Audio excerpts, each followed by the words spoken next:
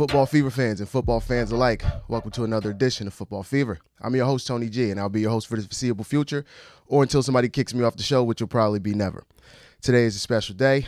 We got a good topic today. The topic for today's show is going to be coaching. We're going to jump right into it. And I know some of you are probably saying, coaching, what the hell is this guy talking about? Exactly.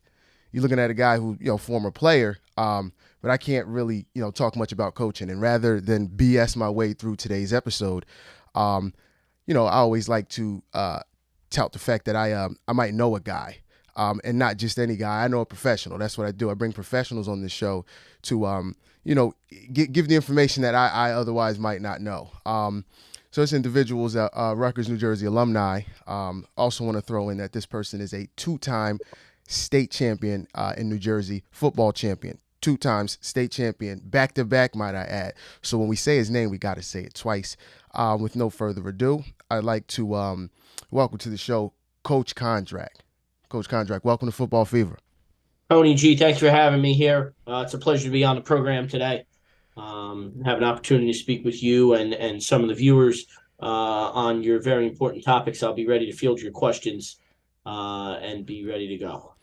Thank you. We always appreciate your time. And to all the fans out there, I want to say that Coach Condrack, avid Jets fan. Avid Jets fan. I'm talking like back to Wayne Corbett. Some of the young viewers might not know who that is. But yeah, avid Jets fan. So shout out to the Jets, East Rutherford, New Jersey. Big Jets fan here. But more importantly today, Coach, we needed to tap into your professional brain because I know a lot of people, like myself, when it comes to viewership and consumption of football, we don't really think about what's going on in a coach's world. We see them on the sideline, holding the play sheet. A lot of questions that some people might not have. But I'm here to kind of dig into your brain today when it comes to coaching. So, let's get right into it, right? So, for the average fans, who don't know anything about what a head coach does, Coach, can you, in your words, take us through? Let's start with the day. Let's start with an actual day in a coach's world. Give us what a day looks like for a coach. Well, obviously, Tony G. First, this is a little bit of level specific. When you talk about a middle school coach or a youth coach versus a high school coach versus a Division III college coach, Division II college coach, Division I high major coach, all the way up to the NFL. It's certainly in season a very busy day. It can be stressful. Obviously, the day is extremely structured. If you don't have that level of structure, you're probably not going to be very successful. You're probably not going to have that job very long. So it's very structured. It can be very day specific as well. 2 days out from a kickoff, 3 days out, 4 days out, etc. So each day, we like to say around the office, each day that ends in Y has its own special characteristics and unique capabilities. So, when we talk about a specific day, it's obviously very different in any level. I would probably speak more so to the NFL level for the viewers here, because the lower levels are obviously always very different by situation and by individual. The 32 franchises in the NFL, not only for mass consumption, but for specificity, all are going to operate pretty similar in terms of their operational makeup and capability.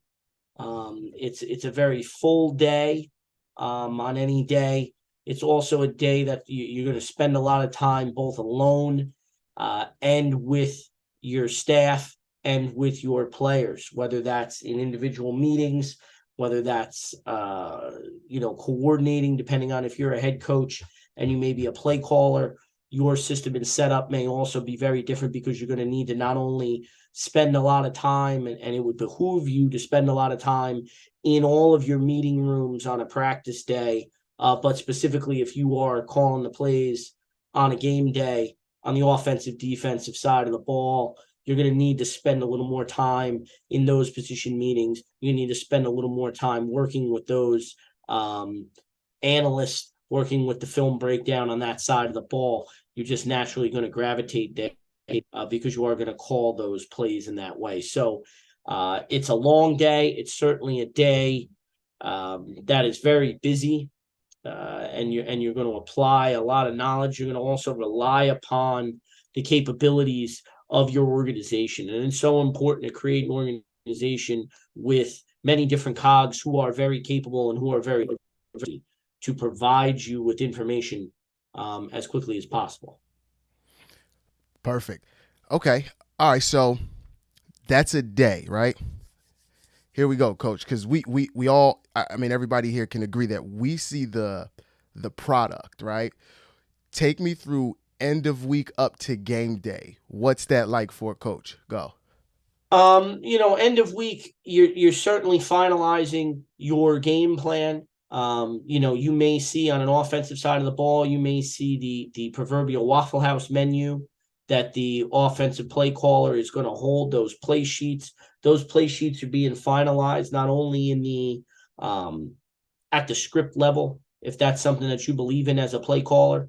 You'll see NFL play callers who may script their first 5, may script their first 10, even up to their first 15 plays. You'll also see on that giant Waffle House menu play sheet that's color-coded and available for those play callers. You're going to see down and distance with specific plays worked in there as well. And then you're going to see general plays that you've run in practice that you think are effective, whether it's because you've shown it on a practice field or because probably more specifically your quarterback has expressed to you that they feel very confident in the execution of play X or Y or Z. And so those are there. Another thing that I've always done and have taken as a school of thought is also you may want some specific plays that are going to get some of your playmakers the football. And you may delineate that on the call sheet as well, that these are plays that provide player X or player Y specifically as the primary option to get the football into their hands. If you see an opportunity where a certain player maybe hasn't been utilized or hasn't gotten the football in their hands, hey, we can go to this. We think they're going to be open, or we think this is a home run play for that individual. We can go to this. We can utilize that. Hey, let's go to this right now. Eschew the down and distance on the call sheet. Let's get this play. Let's get the ball in the hands of this playmaker. And we think we're in an advantageous position to do so, whether that's in D&D or game situation or just in an effort to get that person going, get their rhythm within the game. Got it. And to everybody watching, I hope you guys caught that, right? So that play sheet that we all wonder, with the colors, that's referred to, Coach, right? That's referred to as the Waffle House menu? That's a derogatory term, a slightly funny term for the play sheet, but it's a call sheet. Different coaches have different templates, have different things that they utilize. It's color coded to draw your eye, to draw your attention to specific things. As a play caller, you would probably as a play caller overall, whether you're on the offensive or defensive side of the ball, you may have that color coded. You may not have that color coded. If that works for you, you may have different fonts. You may have different size, lettering. If you look at some of the call sheets just that we see from television, Andy Reid has his glasses down a little bit. He needs a little, the close readers. And so if you look on his call sheet, which is pretty large and long, there are some different fonts on there. And so, he may utilize the style of font over color just to be easier to see the eye and be able to make decisions very quickly in that regard. So it's all information processing in that regard and for different strokes for different folks. Gotcha. And I love the fact that, so yeah, they there's a lot of work that goes into putting them on this this fancy color coded piece of paper that we all can see, that we all know Andy Reid. Oh yes, and a lot of discussion on each item is going to be discussed. It's going to go back and forth. It's going to go through the positional coaches. It's going to go through it's going to be put on practice scripts. You're going to see them. You're going to run the video back on those practices. You're going to see how effective they are. You're going to continue to analyze film from your opponents. You're going to continue to look at their tendencies, et cetera, and try to whittle that down, to an effective number of plays that you would like to call within a game and within certain context within the game. All right, yeah. So appreciate the insight, Coach. So I got another a question that a lot of people might be wondering. I know I always wonder, and I can probably try to figure this out. But off the top of your head, and you don't have to go all the way down the list, but when it comes to coaches, who does what exactly? Listen, each organization is going to be a little different, depending on how you're set up and how your pyramid of structure, your pyramid of responsibility is set up. Everything's going to be a little different. The main thing is that you have communication and that you have connection with your players within the process, that you're able to teach what's being put together from a coach's meeting into a practice script. You're seeing it in practice. You're ensuring that it's occurring. You're trying to teach through that. You're also working with the video department very closely to be able to get you cut-ups quickly, and get that video feedback as quickly as possible.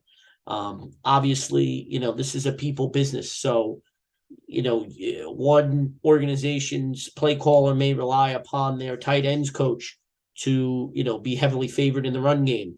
Whereas in another organization, that tight ends coach may be more heavily favored in the pass game and needs to set up certain aspects of that part of the call sheet and of the preparation.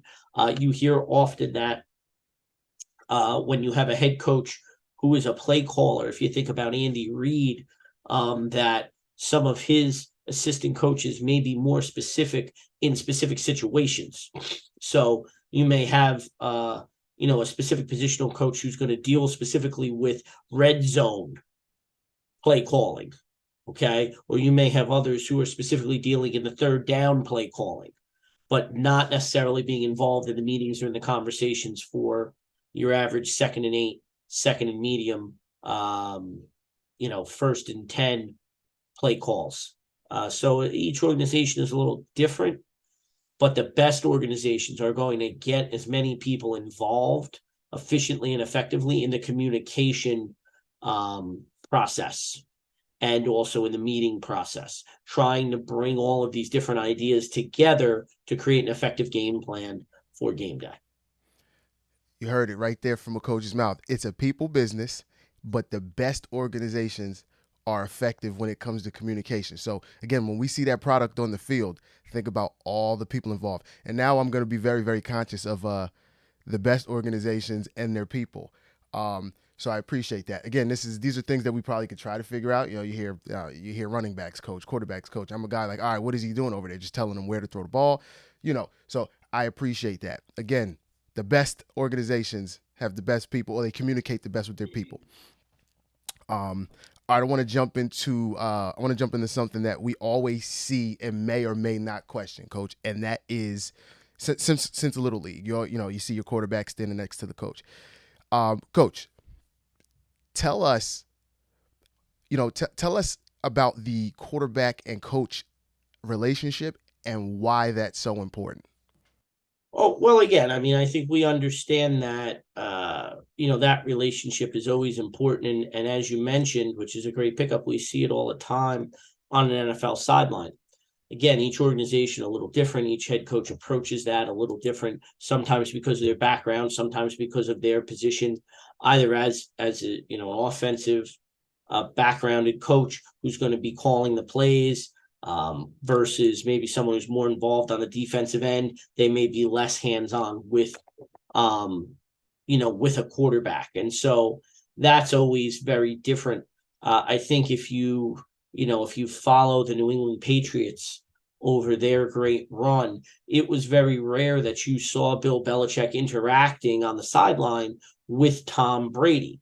That was because of their pyramid structure and their delineation, whether Brady was working with a Charlie Weiss, who, again, each organization a little different. Charlie Weiss often on the sideline, calling plays, or working with Josh McDaniel, who's also often on the sideline, Bill O'Brien often on the sideline, but in another organization, that offense coordinator may be up in the booth, and so that communication is very different. You often see Eric Bieniemy, who has been the offense coordinator in Kansas City, working very hands-on with Patrick Mahomes, and then often Andy Reid coming over at the end of a meeting or at the end of a short talk and sort of giving one or two pieces of advice and moving on. And so it's very different for each organization. I think the most cogent aspect of your question is the relationship portion. And it's so important to have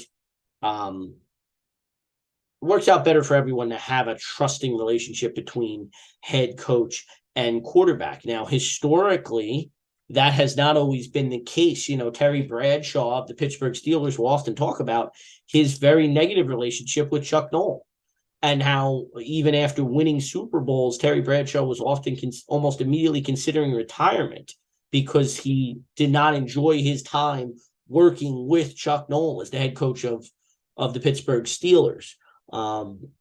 Taking another mid-70s example, if you look at Coach Tom Landry and his two-quarterback system with Roger Staubach and an assortment of other quarterbacks, Craig Morton, Super Bowl quarterback included, that was not something that Staubach was ever very comfortable with.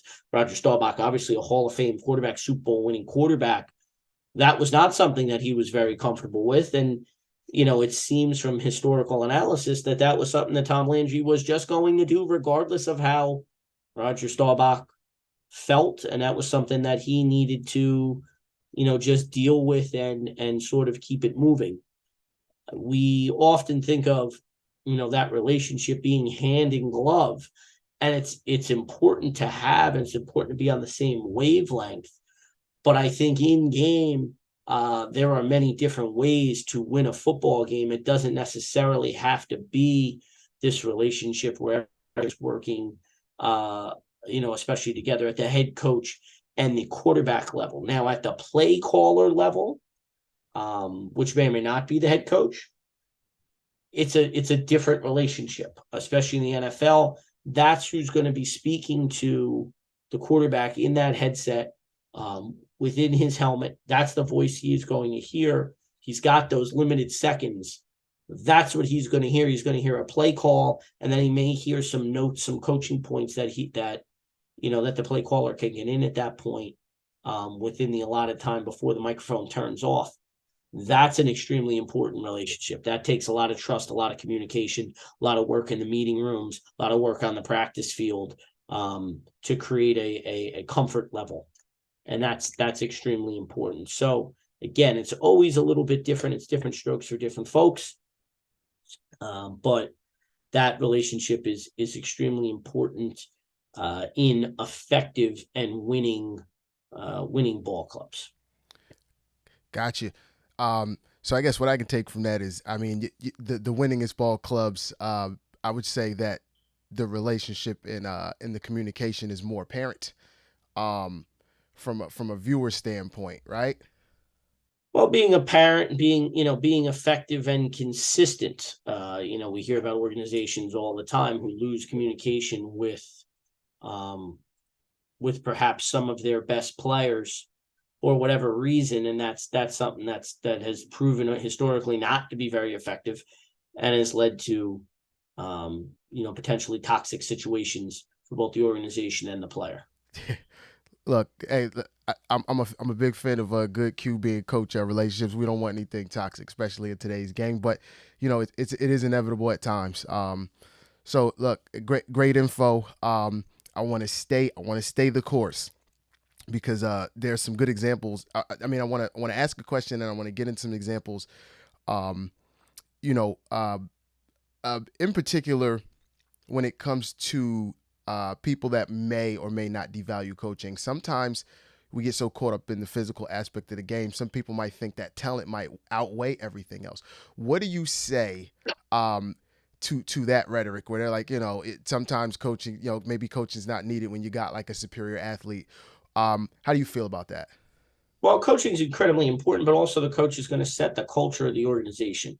And so creating that culture, creating that communication, creating an effective pyramid of structure and delineation of jobs and of work is incredibly important. Your head coach really is the CEO at the NFL level of a major company, of a major organization. He has to be able to effectively manage that, whether that is in terms of people, whether that's in terms of communication, whether that's in terms of setting a culture, responding to issues that may occur. It's incredibly important. When we look at specific examples of player performance, which is inevitably going to lead to team performance, we can historically look at guys like Jeff Fisher with Jared Goff, going back to that head coach quarterback relationship. When you look at Jared Goff, a very high pick in the NFL draft, St. Louis Rams, and then which would later become the Los Angeles Rams with Jeff Fisher. His first year, he's 112 out of 205. That's a 54.6% clip, but he's only throwing for a little over 1,000 yards, and he's got 5 TDs and 7 interceptions. But when we make this change over to Sean McVay in 2017, the youngest head coach in the NFL, bringing in a different system, a system that perhaps accentuates the positive characteristics of Jared Goff, limiting his negatives and his limitations. That first year, I would dare argue, is his best year, better than the Super Bowl year in 2018, where he's 296 for 477 attempts. That's a 62% clip. So we're looking at an 8% rise in completion percentage, but also he's throwing for 3,800 yards, 28 touchdowns, and only 7 intercepts. So we're limiting the bad plays. We're limiting the issues that Jared may have, but we're accentuating his ability to make big plays. We're accentuating his ability to affect the scoreboard. And that's incredibly important. Now, the next year, he's going to complete passes at almost a 65% clip, throw for about 700 more yards, 32 touchdowns, 12 intercepts. Again, we're doing the same thing. We're accentuating the positives. We're limiting the negatives as best we can. Using a strong play action game as well. If you think about that offense, Todd Gurley, those guys, and we're going to a Super Bowl, and Jared Goff being a Super Bowl quarterback is not necessarily something I think that we as fans would look at and say, wow, that's someone that jumps out at us. Now, the next year, not a Super Bowl team, Jared Goff is going to lead the league in pass attempts. His completion percentage is going to fall to 62%. He's going to throw for about the same number of yards, 46.38, whereas he threw for 46.55 the year before. So he's actually throwing for about 20 yards less, okay? But he's also attempting 60 some odd more passes in order to get there. Now he's 22 touchdowns, over 16 intercepts. Are we throwing the football too much? Are we not limiting Jared Goff's issues? And are we not accentuating what he does best? I would dare say that Sean McVay would tell you that that's not what occurred. And with that, Jared Goff spends one more year there in Los Angeles, and he's on his way out. He's moved out of the organization. And so that's incredibly important. I can't stress enough. You want to take the talent portion of your players. These are NFL players. They have an incredible amount of talent, especially at the quarterback level. You want to focus on the things that they do well and minimize the things that they don't do well. And that's gonna work in your favor. If we look at an example like Russell Wilson this past year in Denver, where his completion percentage falls to 60% on a bad ball club, where his lowest completion percentage in Seattle was 61%, but mostly 64 to as high as 68% completions. So that's quite a drop. Also last year, Russell had his lowest average yards per attempt in Denver at 6.9 yards per attempt, his lowest of his career. Okay, different offense. Are we asking Russ to go out there and complete more passes in the short to intermediate range versus the deep ball, versus stretching the ball down the field? Do we have the correct personnel who perhaps can take that shorter intermediate throw and convert it into a much longer gain due to due to yards after catch? I don't know. I think these are questions that Sean Payton is going to be tasked with answering this year in Denver with his quarterback, Russell Wilson. Russell Wilson and Jared Goff are my two favorite examples of how good coaching works.